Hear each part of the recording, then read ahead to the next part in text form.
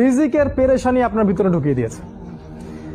প্রতিটা যুবককে জিজ্ঞাসা করেন, দেখবেন পেরেশান যে খাবো কি আর জীবনে করবোটা কি। দেখবেন মানে ভাবখানা এমন যে ও যদি 5 ওয়াক্ত নামাজ পড়ে, কোরআন তেলাওয়াত করে, রোজা রাখে, আল্লাহর হুকুম সব মেনে চলে, হ্যাঁ খুব মুত্তাকি মানুষ, পরেজগার মানুষ, কিন্তু বেচারা একটা ছোট মুদির দোকানে কাজ করে, বেচারা একটা ধরেন সবজি বিক্রি করে বা হালাল কোনো কাপড়ের ব্যবসা করে, ওর ভাবখানা এমন জীবনটাই নষ্ট হয়ে গেল। আমার জীবনে কিছুই করতে পারলাম না, কি করলাম জীবনে, নিজের পায়ে দাঁড়াতেই পারলাম না।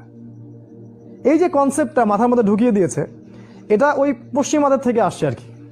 পশ্চিমা থেকে দেশে দেশে, এই দেশ থেকে গভর্নমেন্ট এবং সমাজের মাধ্যমে সব যুবকদের মাথায় মাথায় জীবনে প্রতিষ্ঠিত হতে হবে, দাঁড়াতে হবে। এর মাধ্যমে আপনি কি বোঝাচ্ছেন?